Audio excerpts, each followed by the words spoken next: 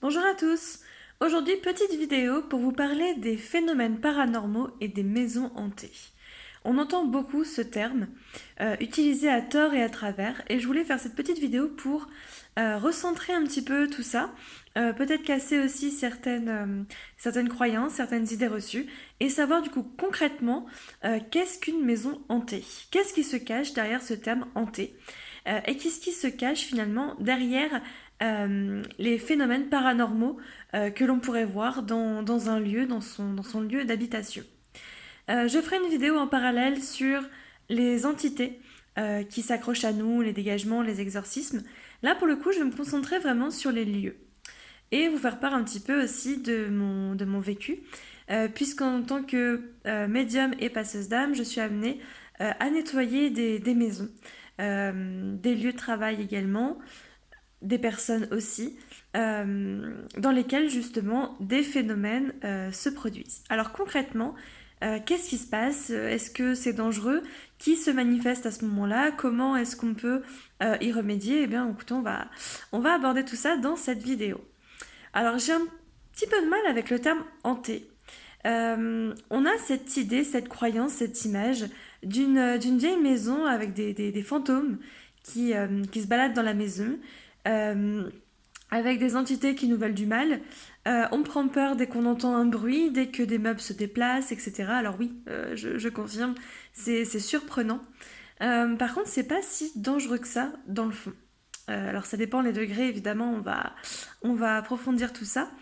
Euh, donc voilà, derrière ce terme hanté se cache dans la croyance populaire des petits fantômes qui se déplacent, qui veulent du mal, qui déplacent les objets, qui peuvent vous atteindre psychologiquement, qui peuvent vous atteindre physiquement.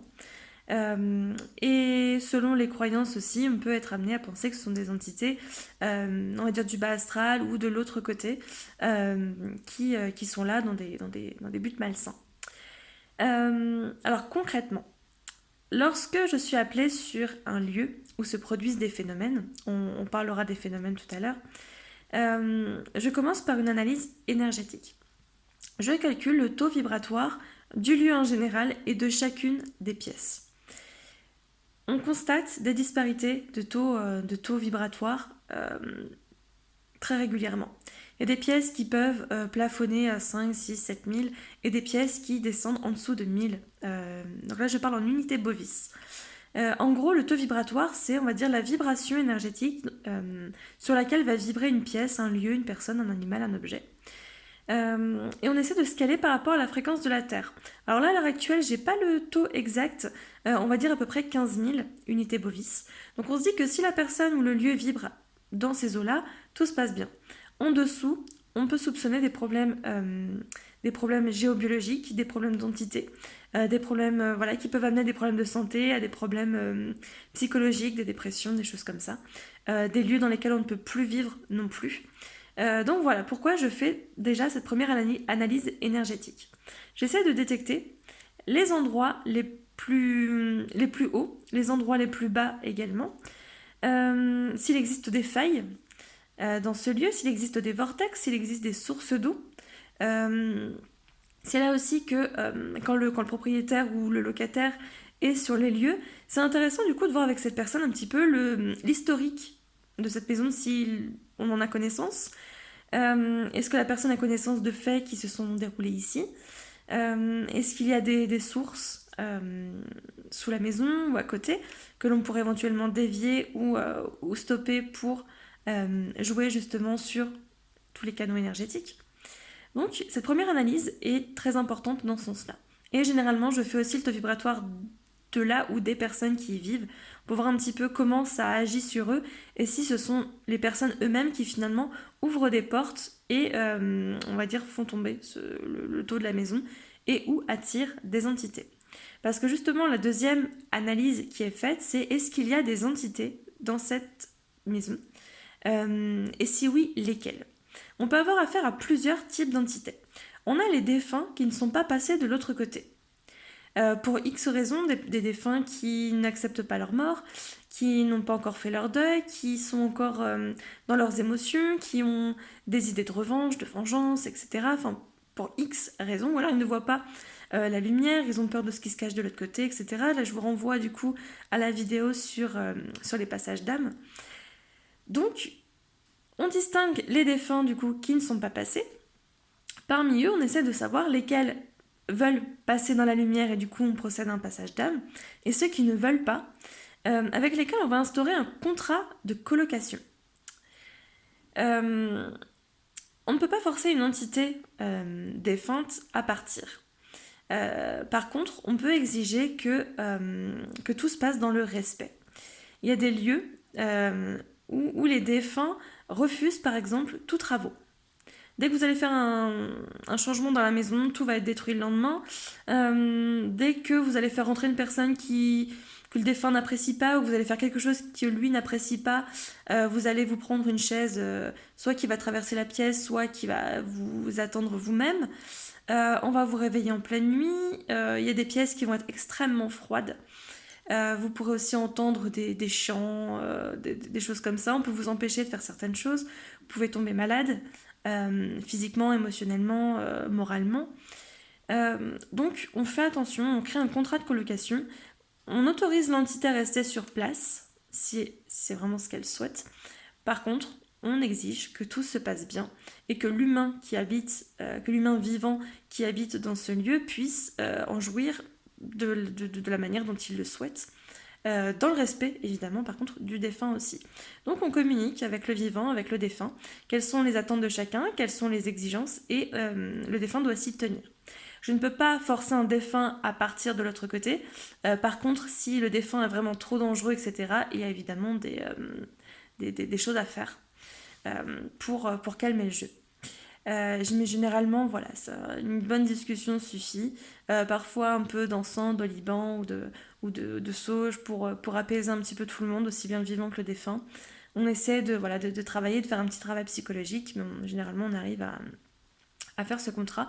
Donc évidemment, vous vivez avec des défunts sous votre maison jusqu'à ce que le défunt soit prêt à passer de l'autre côté, mais généralement vous n'en avez même plus conscience, ou alors voilà, tout se passe très très bien.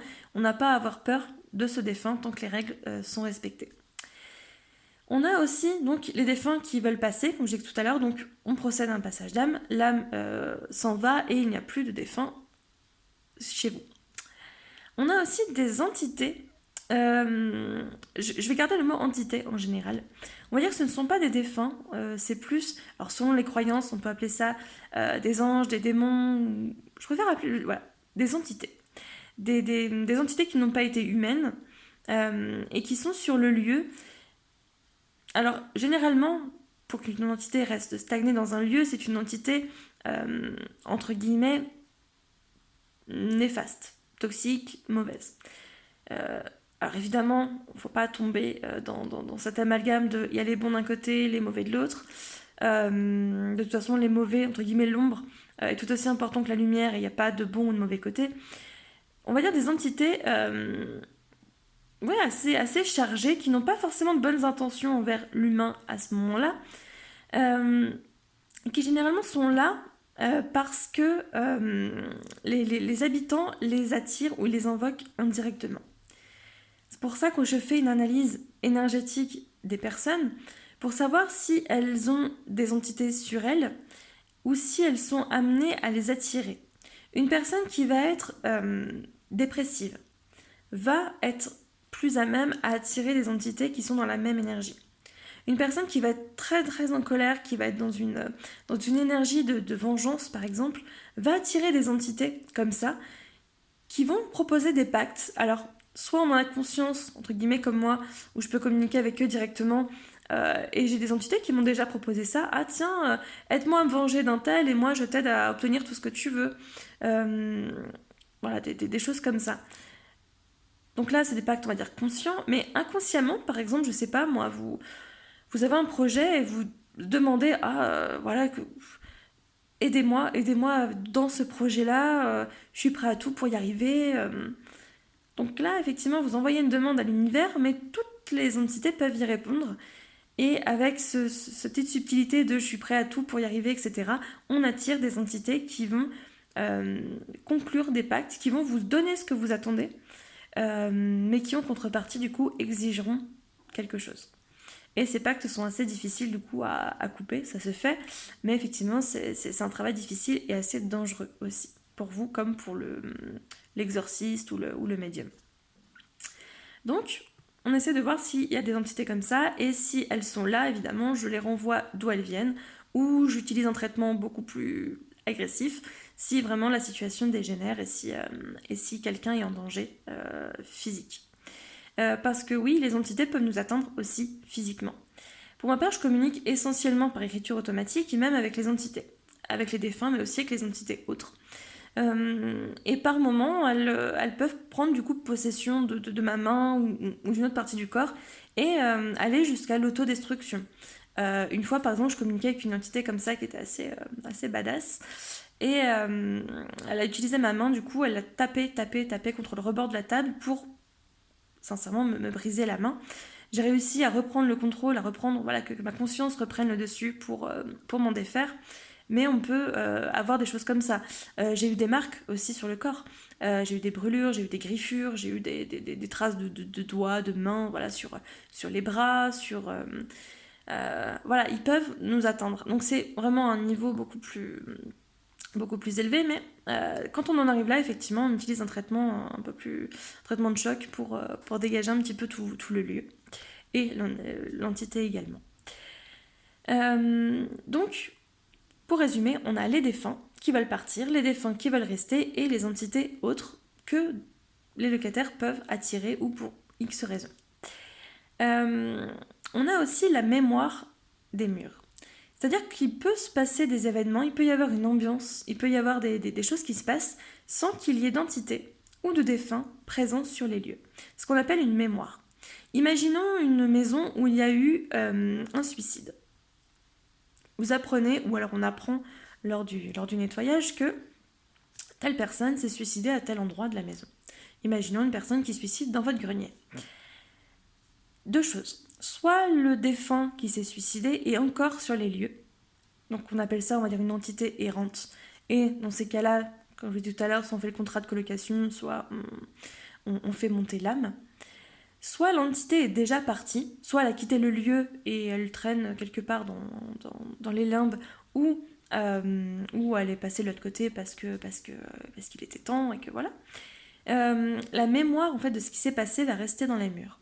C'est d'autant plus vrai dans les vieilles maisons ou dans les maisons en pierre. Parce qu'en fait la pierre sont composées de quartz. Et le quartz est utilisé par exemple dans je vais y arriver à trouver mes termes, dans les ordinateurs, dans les composants d'ordinateurs, pour les cartes mémoire, les choses comme ça. En fait, le quartz a cette particularité de garder en mémoire des événements. Alors, je ne suis pas experte en informatique, si je me trompe, n'hésitez pas à me le dire. Mais en gros, voilà, les pierres gardent les mémoires du lieu d'habitation. Donc, il se peut qu'il n'y ait pas d'entité, qu'on ressente juste ce qui s'est passé. On peut ressentir une immense tristesse ou une immense colère en entrant dans un lieu sans qu'il y ait qui que ce soit, mais parce qu'il y a une histoire. Et dans ces moments-là, on va plutôt faire un travail du coup énergétique, un travail sur les vibrations du lieu, un travail de nettoyage, de purification et de sécurisation derrière, plutôt qu'un passage d'âme. Donc c'est pour ça que le terme hanté finalement regroupe tout ça. Regroupe le fait qu'il y ait des entités, qu'il y ait des défunts ou qu'il y ait simplement une histoire dans cette maison. Donc on ne peut pas finalement garder dans sa tête cette image de petit fantôme qui se balade avec les chaînes aux pieds dans la maison parce que, je vous dis, il y a ces trois possibilités. Donc avant d'imaginer quoi que ce soit ou d'en avoir peur, c'est bien de savoir, entre guillemets, à qui ou à quoi on a affaire. Les lieux hantés peuvent, je vous dis, être juste hantés par une mémoire. Quand il y a justement des entités ou des choses comme ça, ce sont des phénomènes paranormaux qui se manifestent. Et c'est généralement pour ça que vous appelez des médiums à la rescousse. Ces phénomènes peuvent être vraiment variés. On en a parlé un petit peu au long de cette vidéo. Concrètement, il peut y avoir des coups dans les murs, dans les portes, des portes qui s'ouvrent, des lumières qui s'allument, qui s'éteignent, des meubles qui volent, qui se déplacent, des voix. dans des lieux, alors j'ai entendu par exemple des enfants ou des personnes courir dans les escaliers, ou un ballon qui descend, vous savez, qui descend marche par marche dans l'escalier alors qu'il n'y a pas de ballon. Des pièces de monnaie, ça m'arrivait aussi. Une odeur particulière, une sensation de froid, de chaud, des émotions que vous pourriez ressentir. C'est très très varié. Des flaques d'eau qui se manifestent sans raison. Euh, c'est assez surprenant. Ça peut faire peur parce qu'on ne sait pas qui est l'interlocuteur qui est en face. C'est surtout la peur de l'inconnu. C'est même pas l'événement lui-même. C'est mais qu'est-ce qui se passe? J'ai aucune prise sur ce qui se passe. Et c'est ça qui fait peur en fait. Généralement, dans trois quarts des cas, ce ne sont que des appels à la communication. Quand il y a des entités sur place, elles ne souhaitent que communiquer. Et donc, vu elles peuvent vous parler, elles peuvent se manifester si vous ne les entendez pas, si vous ne les voyez pas, elles cherchent un autre moyen de communiquer. Donc elles déplacent des meubles, elles font du bruit, elles allument des lumières pour vous signaler leur présence. C'est pas un acte de déclaration de guerre ou quoi que ce soit. Même quand les entités commencent à s'en prendre physiquement, donc bien sûr on ne le tolère pas, mais généralement c'est parce qu'elles ont essayé auparavant d'entrer en contact avec des humains, des vivants, qu'elles n'y sont pas parvenues, elles commencent à perdre patience, elles ont peur aussi, la plupart du temps, et c'est pour ça que ça se manifeste de cette façon-là. Donc concrètement, si vous avez des événements paranormaux chez vous, qu'est-ce qu'on peut faire? Donc j'ai envie de dire, contacter un médium pour communiquer avec les entités, les faire partir ou nettoyer les lieux. Mais de vous-même, j'ai envie de dire, ne cédez pas à la panique, à la peur. Plus vous allez avoir peur, plus vous allez faire peur aux entités. Parce que finalement, vous leur faites aussi peur qu'elles vous font peur. Donc on essaye de souffler, de relativiser. Ok, vous ne voyez pas la personne, ok, vous ne savez pas ce qui se passe, mais il y a très très peu de risques qu'il vous arrive quelque chose. Tout à l'heure, je vous ai parlé des risques parce qu'ils existent. On a vu des maisons dans le nord, ou pas loin où j'habitais avant, il y avait une maison qui saignait, du sang coulait des murs, par exemple. Où on a vu des statues qui pleuraient des larmes de sang. On voyait des traces de pas dans les maisons alors qu'il n'y avait personne. On a vu des cas effectivement où les personnes tombaient malades, où elles étaient aussi incorporées possédées par une entité. Alors ça, ce sont des cas quand même extrêmes. Ils existent, donc on en parle. Maintenant, c'est très très rare. Mais voilà, entre guillemets, c'est ne prenez pas ça à la légère, mais ne cédez pas non plus à la panique. Comme je vous expliquais, les entités généralement ont même plus peur que vous. Donc on essaye de se détendre. Si vous n'avez pas de capacité médiumnique, que vous ne vous sentez pas de faire quoi que ce soit, exprimez à voix haute vos pensées. En disant, voilà, je sais que vous êtes là, j'ai conscience, je vous ai entendu, mais je ne peux pas vous aider. Allez voir quelqu'un d'autre qui puisse vous aider. Envoyez-les vers quelqu'un d'autre. Si vous ne connaissez pas de médium ou quoi que ce soit, dites tout simplement, je ne peux pas vous aider, essayez de trouver une autre personne. Si la personne reste malgré tout, c'est qu'elle est attachée à ce lieu, et donc effectivement, il vaut mieux faire venir une personne professionnelle pour savoir ce qui se passe par rapport à ce lieu même. Essayez de faire brûler de l'encens d'oliban, par exemple, ou de lavande. Ce sont des senteurs qui apaisent. Alors l'oliban spécifiquement va avoir un effet sédatif, même pour vous, pour vous endormir ou autre. C'est un petit effet où on plonge un petit peu, où on somnole. C'est apaisant pour les humains et pour les défunts. Donc je vous invite à faire brûler un petit peu d'oliban chez vous. La sauge, évidemment. Donc sauge, palo santo, copal. Ce sont des énergies, des encens qui vont nettoyer un lieu. Donc vous fermez tout dans votre maison, les fenêtres, etc. Dans la maison, vous ouvrez les portes des placards, des choses comme ça, des armoires, et vous passez vraiment tout le long des murs, dans toutes les pièces, avec la sauge, ou le palo santo, ou copal. Avec cette intention de transmuter le négatif en positif. Vous passez comme ça, et vous laissez agir un quart d'heure, une demi-heure, et vous ouvrez ensuite tout pour laisser partir justement les énergies qui doivent l'être, et que les énergies négatives puissent transmuter en positif. vous pouvez vous sentir un petit peu nauséeux ou un petit peu bizarre après avoir passé la sauge euh, ou, ou les autres supports, parce que justement les taux énergétiques vont monter très vite. Euh, En quelques minutes, on observe déjà 1000, 2000, 3000 unités bovies en plus, donc forcément ça se ressent, ça peut se ressentir physiquement. Donc c'est normal, ne vous inquiétez pas. À la limite, si vous ne supportez pas l'odeur, sortez de la maison ensuite, et puis voilà, ça vous fera du bien aussi. Donc voilà, on essaie d'apaiser les choses. On essaie de dialoguer, on essaie de calmer, de calmer ses émotions, de calmer un petit peu l'ambiance également. Et on n'hésite pas à faire venir quelqu'un de l'aide pour, euh, pour faire ça. Alors pour ma part, j'ai un petit peu de mal avec ce que j'appelle les chasseurs de fantômes. Donc après, chacun fait ce qu'il veut, chacun, il n'y a aucun souci. Mais j'ai un petit peu de mal avec ce principe, vous savez, toutes les personnes qui arrivent avec leurs équipements, etc. Parce que finalement, c'est pour prouver une existence. Donc là-dessus, très très bien. Je ne peux pas le prouver, par exemple, moi-même physiquement, enfin scientifiquement. Par contre, voilà, faites en sorte qu'il y ait quand même un médium, un intermédiaire qui vienne en même temps ou à côté ou après pour pouvoir vraiment communiquer pardon, avec les entités, ne pas les agresser, ne pas les froisser, ne pas leur faire peur et concrètement pouvoir arranger le problème. Donc voilà, on fait tout un monde, tout un univers autour des maisons, des lieux hantés. Généralement, ce n'est entre guillemets que ça. Ça n'enlève pas le charme de ces lieux, de ces cimetières, de ces vieilles maisons, de, de tous ces lieux dans lesquels on ressent des choses. Et d'ailleurs, si vous connaissez vous-même des lieux que vous avez visités ou de non, n'hésitez pas à en faire part, ça peut être sympa de voir un petit peu vos ressentis, etc.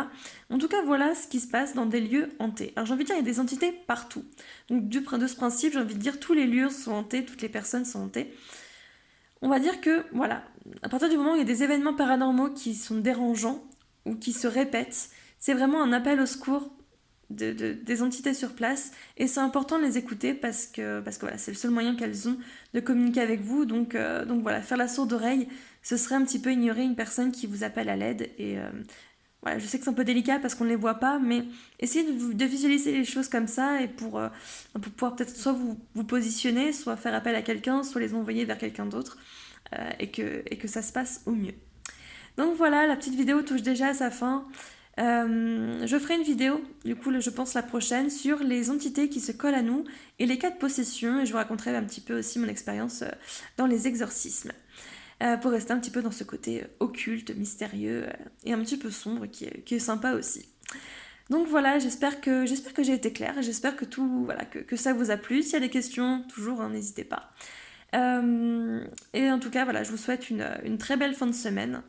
Moi, je suis en vacances cette semaine, donc je suis un petit peu en off. J'ai besoin un petit peu de récupérer pour ce qui va suivre avec les séminaires et compagnie. Je reviens très très vite. Voilà, pour ceux qui sont en vacances ou qui vont l'être, bah écoutez, profitez-en bien aussi. Bon courage, prenez soin de vous et je vous dis à très très vite.